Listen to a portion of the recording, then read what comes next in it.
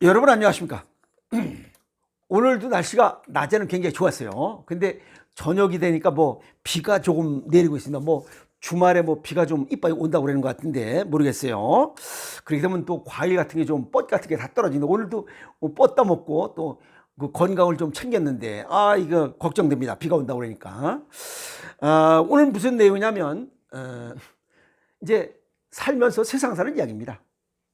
식당에 가보면 고깃집에 가면 어떤 집에 가면 1인분에 200g을 주는 데 있고 어느 집에 가면 뭐 180g을 주는 데가 있어요. 그러면 이왕이면 200g 주는 집으로 대체적으로 갑니다. 에? 그러면 왜 어떤 데는 1인분에 200g이고 어떤 데는 180g이냐 이게. 오늘 그 이야기 하도록 하겠습니다. 우리가 영양소에 관한 이야기하면 뭐 대영양소라고 해서 탄수화물, 지방, 단백질, 그 다음에 미량 영양소라고 해서 무슨 뭐 비타민, 미네랄, 여기에 특이한 게 바로 물입니다.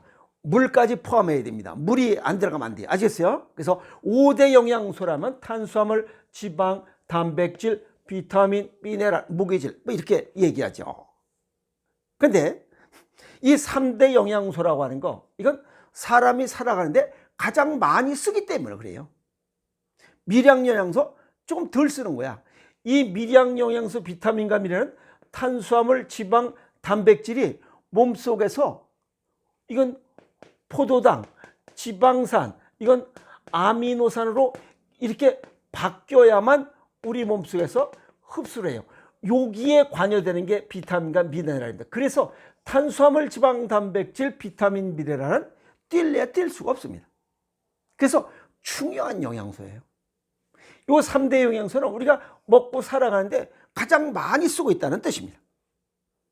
그런데 가장 좋은 것은 우리 몸속에 탄수화물, 지방, 단백질, 비타민, 미네랄 조화와 균형, 즉 영양실조가 나타나지 않도록 하는 게 가장 중요한 겁니다. 오늘 얘기는 요거 단백질입니다. 요걸 과다 섭취했을 때는 바로 영양실조가 발생한다는 거예요. 요거. 많이 먹으면 안 된다는 거지. 그러면 그 기준이 있을 거 아니에요. 요거 그 의학 연구소에서 에너지 적정 비율을 내놓은 게 있어요. 보니까 여기 탄수화물은 약 60% 정도 먹으면 좋아요. 지방은 약 30%, 단백질은 10% 플러스 마이너스 이렇게 먹는 게 가장 비교적 좋다. 자, 가만히 보니까 이 단백질은 육류죠. 육류와 또는 생선이 우리 치아의 구조 보면 탄수화물, 지방, 단백질 이러한 영양소 중에 이 탄수화물과 지방 이건 식물의 다양성 섭취 대상이기 때문에 이게 90%, 즉 장수촌 사람들 보면 식물의 다양성, 먹는 음식의 약 90%가 식물성 음식으로 구성되어 있어요. 그리고 이 10%가 단백질이에요. 우리 치아의 구조도 그게 맞습니다. 그러면 이 탄수화물, 지방, 단백질 요 배합 비율대로 먹으면 되는데 이걸 너무 많이 먹는 게 문제라는 거예요. 영양실조가 발생하면서 하나는 중독 증상이 나타나고 또 하나는 독성을 나타낸다는 거예요. 특이한 게 또 있어요. 여기 요 탄수화물, 지방, 단백질은 플러스 마이너스가 가능합니다. 더해도 좋고 좀 덜 먹어도 좋아요. 이건 각자의 뭐 활동, 그러니까 생활 여건에 따라서 더하고 덜 할 수 있다. 그런데 이 단백질은 이거는 늘어나면 안 된다는 거예요. 그게 왜 그러냐면 우리 치아의 구조상 32분의 4 비율만큼 주 1 내지 2회만 괴기나 생선을 먹으면 충분하다는 거예요. 그래서 식물의 다양성, 즉 장수촌 사람들처럼 90% 이상 식물의 다양성을 섭취했을 때 아픔 없이 건강하게 살아갈 수 있다. 그 얘기입니다. 자, 여기까지는 이해가 있죠? 자, 그런데 이러한 음식을 먹으면 우리 몸속에는 신장과 간이 이 굉장히 단백질 대사에 있어서 중요한 역할을 해요. 이 단백질을 너무 많이 먹으면 이게 혈액 내에 암모니아, 그 다음에 뭐죠? 요소, 그 다음에 또 뭐 있어? 아미노산, 무슨 뭐, 이 암모니아, 요소, 이런 걸, 이 누적되면서 여기에 아미노산 수치가 잠깐만 올라가. 즉, 암모니아, 요소, 이런 것들이 신장 기능을 힘들게 한다. 그 얘기예요. 그래서 단백질 제제를 먹는 그 헬스클럽 하시는 분들, 그런 분들 47.3세가 평균 수명이라고 했잖아요. 그건 단백질 중독이기도 하고 단백질을 과다 섭취한 단백질 독성으로 인한 수명이 단축되는 것이다. 이렇게 얘기할 수 있어요.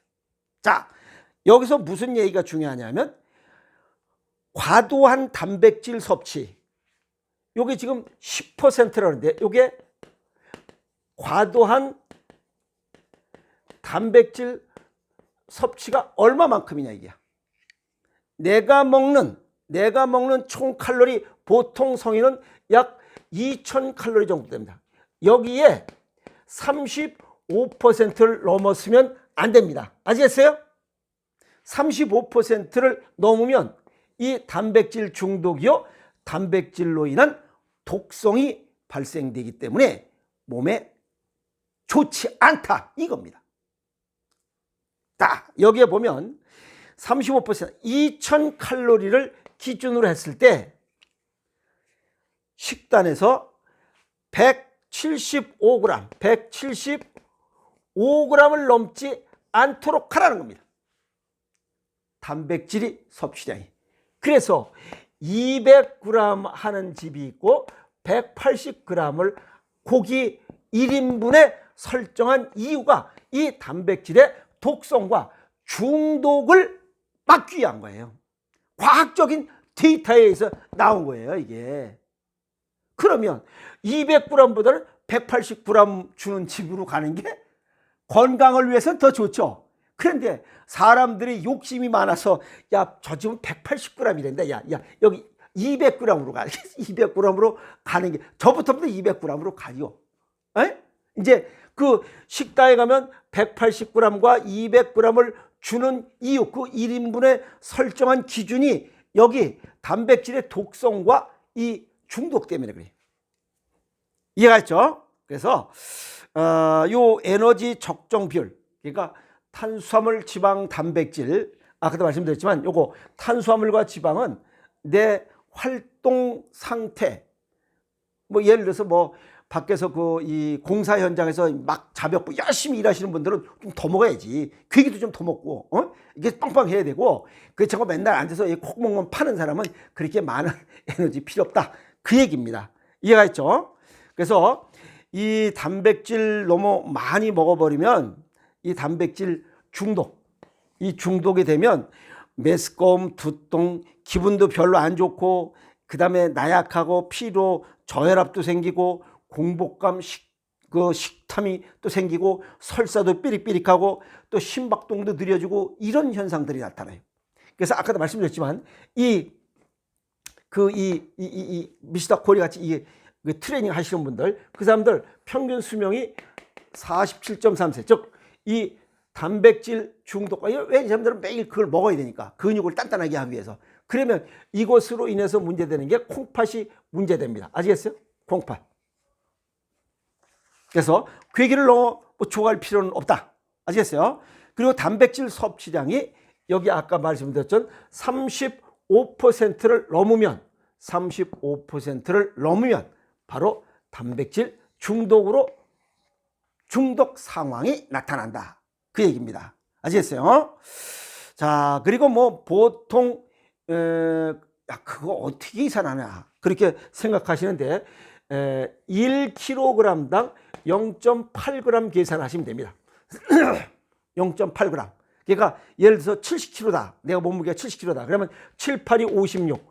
56g 정도 먹으면 되는데 180g 먹었다? 3배를 많이 먹는다. 이렇게 보면 됩니다. 그러면 그 사람은 그런 식습관, 괴기를 먹는 것 같으면 단백질 중독 증상이 나타난다. 그 얘기입니다. 알겠어요?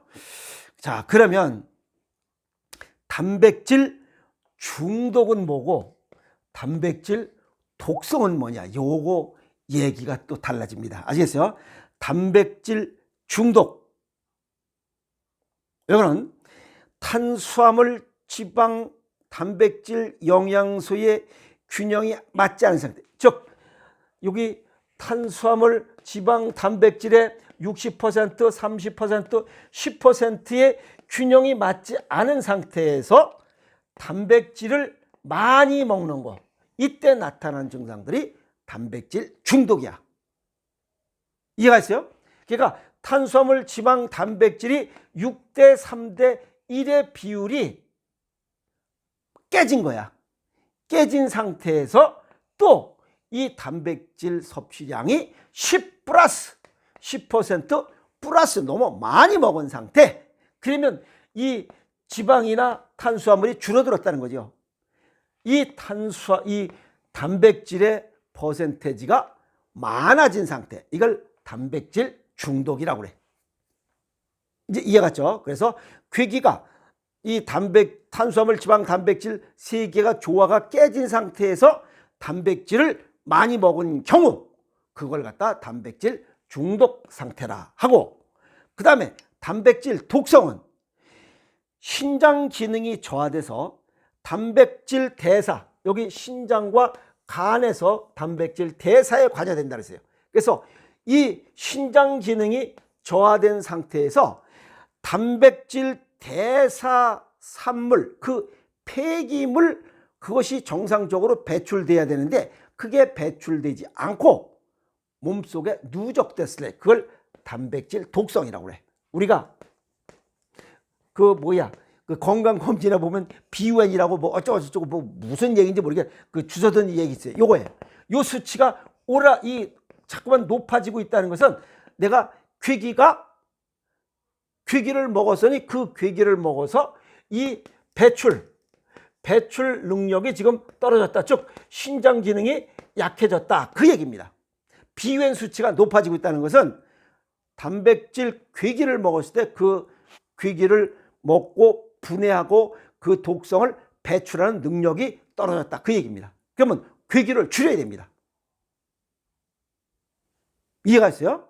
그래서 이 중독은 탄수화물, 지방, 단백질 이 비율이 깨진 상태에서 괴기를 너무 많이 먹은 것이고, 이 독성은 이 고기를 먹었을 때 신장과 간에서 이걸 대사에 괴기를 먹고 소화하는 과정 속에서 나타나는 이런 노폐물들, 이 노폐물을 신장에서 빨리 배출해야 되는데 배출을 못하고 몸속에 누적되는 상태.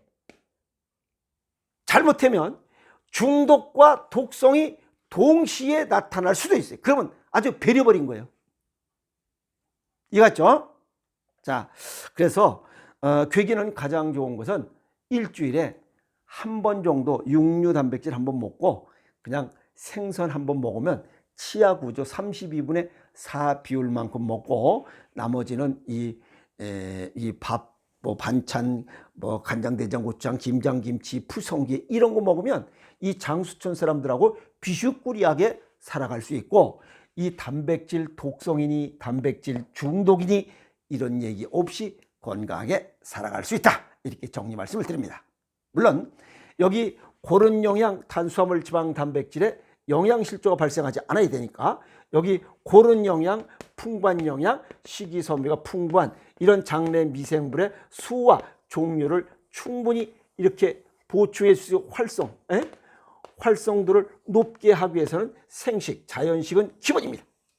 이 중에 으뜸인 거, 내 체질과 건강 정도에 맞게 오행생식을 한 끼 꾸준히 하시면서 일주일에 한두 번 정도 육류나 생선으로 딱 단백질을 보충하신다면 최고의 짱 좋은 먹을거리다, 이렇게 정리할 수가 있습니다. 자, 그래서 아까도 말씀드렸지만 이 장수촌 사람들이 장수하는 이유가 탄수화물, 지방, 단백질의 몸 속에 있는 주로 쓰는 이 대영양소의 비율도 맞추고 또 미량 영양소의 이런 영양도 맞추고, 그러니까 장내 미생물의 수와 종류가 늘어나고 활성도가 높아서 웬만한 질병 발생하더라도 바로바로 정리 작업을 하고 하니까 그 사람들이 무병장수하는 거예요. 괴기 이빠이 먹고 여기 지금 그 뭐야 이거 알통 나오고 울퉁불퉁 해가지고 47점 약 50세도 못 사고 못 살고 죽을 바에, 그건 뭐 알아서 하는 거고 목표가 다르니까. 에? 그렇게 사는 것보다는 그래도 건강하게 탄수화물, 지방, 단백질, 비타민 이런 것들 영양소에 이 영양실조가 발생하지 않도록 하고, 이런 고른 영양, 풍부한 영양, 이런 식이섬유 풍부해서 장내 미생물의 수와 종류를 좀 늘리고 활성화해서 아픔 없이 건강하게 사는 게 더 짱 좋지 않겠나, 이렇게 오늘 생각을 해봤습니다. 그래서 이 괴기, 오늘 뭐 이제 일반 상식이죠. 괴기 왜 200g을 준 건지, 왜 180g을 준 건지. 그래서 야, 저 집 가니까 200, 여기는 180, 야, 이방이면 200으로 가자. 고민할 필요는 없습니다. 아시겠어요? 가장 좋은 것은 이 180g 주는 식당으로 가면 됩니다. 근데 이 식당에 갔는데 뭐 왜 180g이라고 얘기하냐? 그럼 또 그 이유도 모르고 또 푸직한 주인이 또 줄 거예요. 그건 몰라도 돼. 아시겠어요? 어쨌든 오늘 탄수화물, 지방, 단백질의 영양소의 배합 비율과 단백질을, 여기 아까도 말씀드렸지만 단백질은 변화가 있어서는 안 됩니다. 10% 플러스가 넘어서는 안 돼. 탄수화물과 지방은 변화가 생길 수 있으나 이 단백질은 10%를 넘어서는 안 된다 하는 얘기를 정리 말씀을 드립니다. 아시겠어요? 그래서 뭔가 아는 게 힘이다. 아시겠어요? Knowledge is power. 알면 된다. 아시겠어요? 그래서 오늘도 또 하나 일반 상식 배우면서 건강을 지키는 시간을 가져봤습니다. 여러분 멋있는 주말 보내세요. 화이팅!